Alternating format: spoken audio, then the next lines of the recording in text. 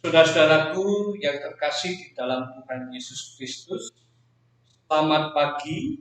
Kita pada saat ini akan bersama-sama merenungkan firman Tuhan yang terambil dari Kolose 3 ayat 12 hingga ayat yang ke-13. Kolose 3 ayat 12 hingga 13 yang demikian bunyi firman Tuhan.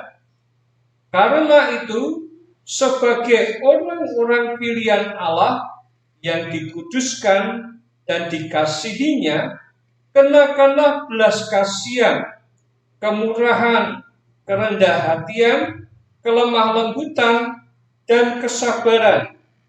Sabarlah kamu seorang terhadap yang lain, dan ampunilah seorang akan yang lain apabila yang seorang menaruh dendam terhadap yang lain, sama seperti Tuhan telah mengampuni kamu. Kamu perbuat jugalah demikian. Demikian pembacaan firman Tuhan. Yang berbahagia adalah orang yang mendengarkan firman Tuhan dan melakukannya dalam kehidupan sehari-hari. Amin. Saudara-saudaraku yang dikasihi di dalam Tuhan Yesus Kristus, di dalam hidup ini ada dua ciri kehidupan manusia. Yang pertama adalah kehidupan yang sudah diperbaharui dan kehidupan yang belum diperbaharui. Kehidupan yang sudah diperbaharui mencerminkan kehidupan yang Tuhan kehendaki di dalam kehidupan kita. Tetapi kehidupan yang belum diperbaharui adalah kehidupan yang belum merdeka, kehidupan yang masih di dalam perbudakan. Perbudakan apa? Perbudakan hawa nafsu. Di dalam firman Tuhan pada saat ini, kita bisa melihat bahwa ada beberapa daftar di sini antara kehidupan yang belum diperbaharui dan kehidupan yang sudah diperbaharui. Di dalam kehidupan yang belum diperbaharui, orang hidup dalam amarah, kegeraman, dan ketidaksabaran. Tetapi bagi orang yang hidup sudah diperbaharui, dia hidup di dalam kesabaran dan kelemah lembutan. Ini ciri yang ada di dalam kehidupan manusia pada saat ini. Nah, sekarang bagaimana dengan kehidupan kita? Apakah kita seorang yang sudah diperbaharui atau kita adalah orang yang belum diperbaharui? Kalau kita di dalam hidup ini sudah pernah mengalami dibaptis, itu berarti kita sudah hidup di dalam kehidupan yang diperbaharui. Namun kenyataannya yang terjadi, kadang-kadang kehidupan kita ini masih sama dengan cara hidup kita yang lama, di mana kehidupan kita ini tidak mencerminkan kasih Kristus. Kalau Kristus sudah mengampuni kehidupan kita, Kristus sudah mengangkat dosa-dosa kita, dan Kristus sudah membasuh dosa-dosa kita, dan kita menjadi bersih. Mengapa kita ini masih sering berkutat di dalam lumpur dosa? Dan ciri-ciri orang yang belum diperbarui itu masih nampak di dalam kehidupan kita. Oleh karena itu pada saat ini Paulus mengingatkan kepada kita bahwa kita harus berbuat seperti ini, yaitu sabarlah kamu seorang terhadap yang lain dan ampunilah seorang akan yang lain apabila yang seorang menaruh dendam terhadap yang lain, sama seperti Tuhan mengampuni kamu berbuat jugalah demikian. Jadi Tuhan sudah bersabar kepada kita dan Tuhan sudah mengampuni dosa kita. Oleh karena itu tuntutan yang harus kita lakukan pada saat ini adalah hidup dengan sesama di dalam kesabaran. Yang kedua, hidup di dalam pengampunan. Bagaimana kita bisa mengampuni orang lain? Bagaimana kita bisa sabar terhadap orang lain? Yaitu dengan melihat diri kita sendiri. Bagaimana keberadaan kita? Apakah kita ini orang yang sudah sempurna? Apakah kita ini orang yang sudah benar dalam kehidupan kita?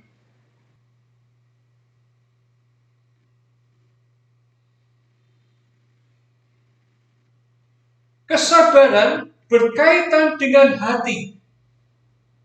Demikian juga kehidupan yang mengampuni itu juga berkaitan dengan hati manusia. Hati berkaitan dengan apa yang dilihat dan apa yang didengar. Segala sesuatu yang kita lihat, segala sesuatu yang kita dengar akan masuk ke dalam hati dan kemudian diolah oleh pikiran kita dan kemudian berwujudlah kepada suatu perbuatan. Nah, sekarang bagaimana kita bisa menjadi sabar di dalam menghadapi orang lain?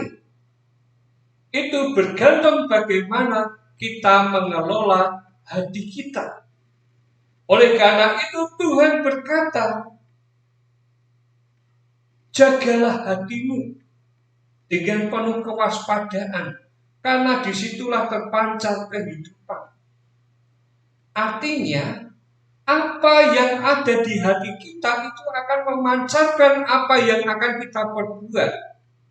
Akan memancarkan sikap dan perbuatan yang akan terjadi di dalam kehidupan.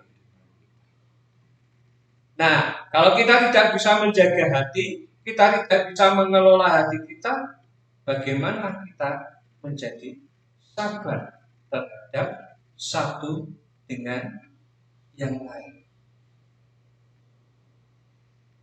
Oleh karena itu pada saat ini ada satu hal yang perlu kita lihat. Supaya kita bisa menjadi orang yang hidup di dalam kehidupan yang baik. Terutama dalam hal ini, di dalam hal kesabaran dan pengampunan.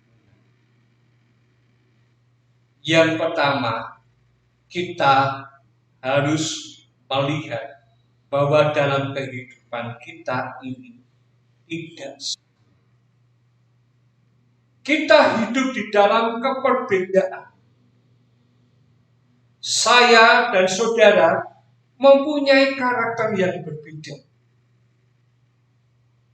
Kita semua berbeda dalam karakter, di dalam tindakan, di dalam perbuatan, di dalam jalan pikir, dan di dalam hati kita. Kita tidak tahu.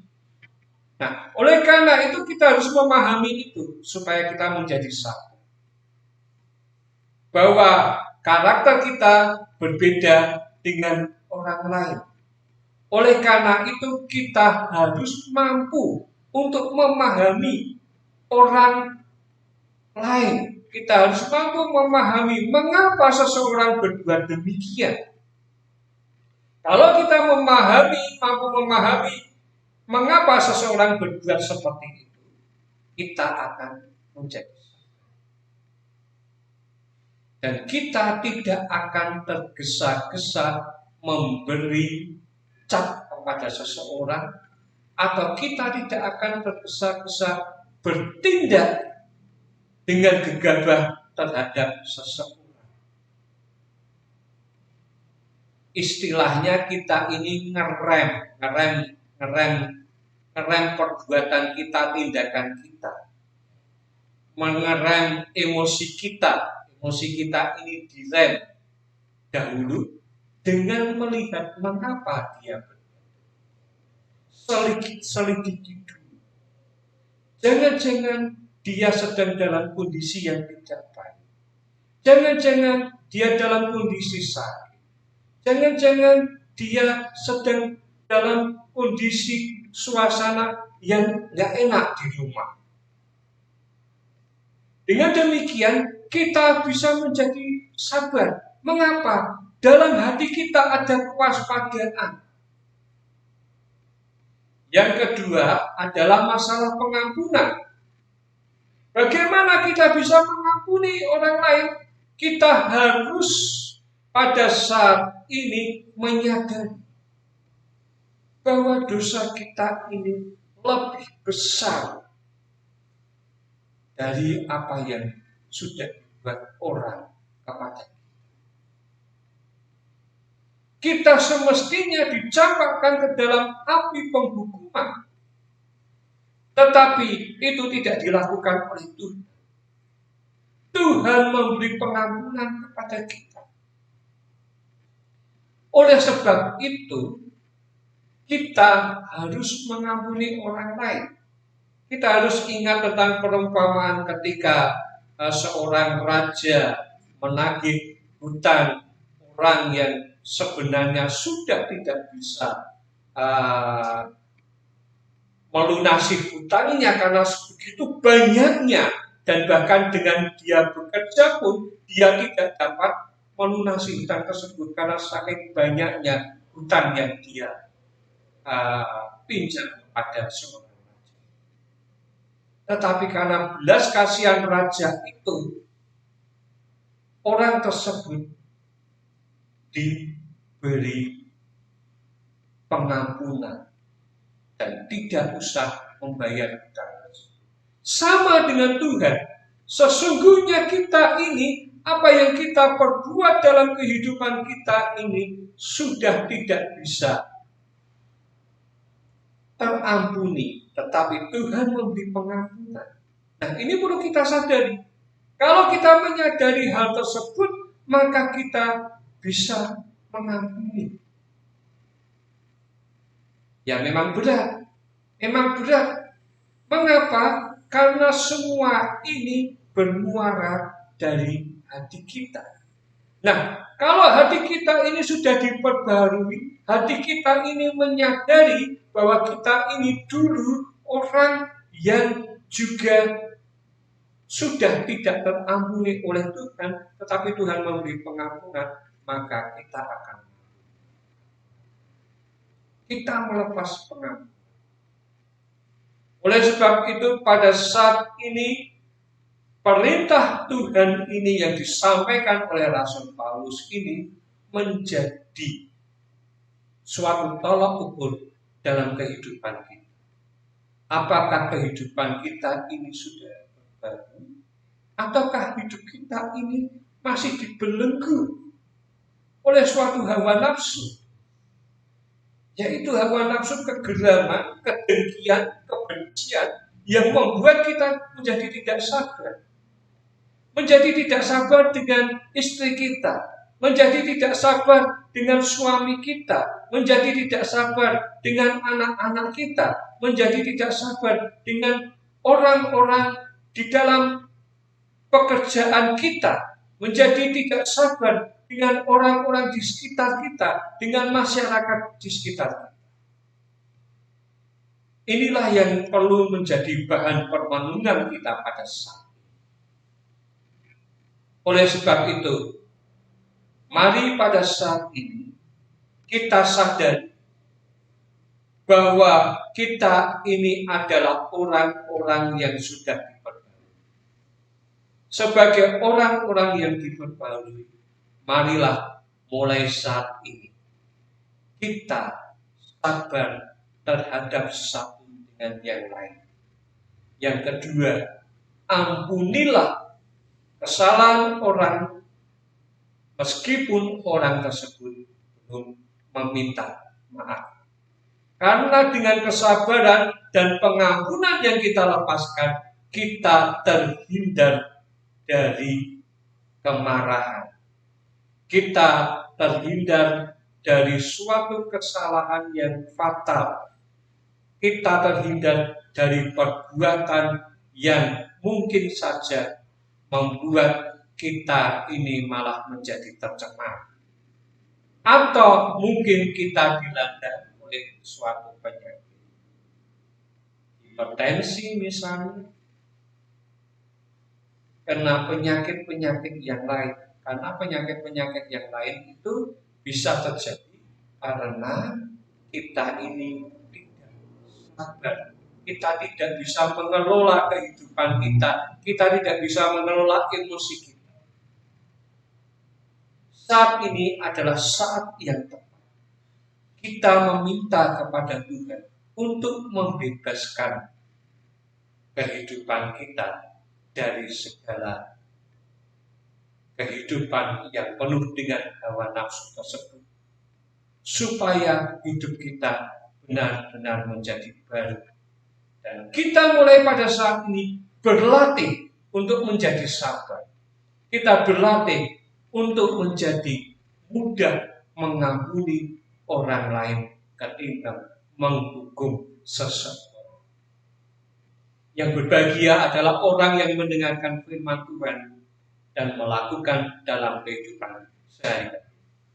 Mari kita bersama-sama berdoa. Tuhan, kami mengucap syukur karena pada saat ini Engkau peringatkan kami untuk hidup di dalam kehidupan yang baru. Oleh karena itu, pada saat ini mampukan kami untuk melakukan semua yang Engkau firmankan, yang Engkau sabdakan itu, supaya kehidupan kami beroleh keselamatan. Sebagaimana Engkau sudah memberikan keselamatan kepada kami, dan janji itu harus kami pegang melalui perbuatan dan sikap kami. Beri kami kemampuan dan sertai kami. Biarlah umat-umat-Mu pada saat ini mulai mengerjakan apa yang harus mereka kerjakan, yaitu hidup di dalam kesabaran dan pengakuan. Terima kasih Tuhan, kami mohon pertolongan-Mu dan kami mohon bimbingan-Mu di dalam terang kasih-Mu melalui Roh Kudus yang hidup di dalam kehidupan. Di dalam Yesus Kristus kami berdoa dan mengucap syukur. Amin.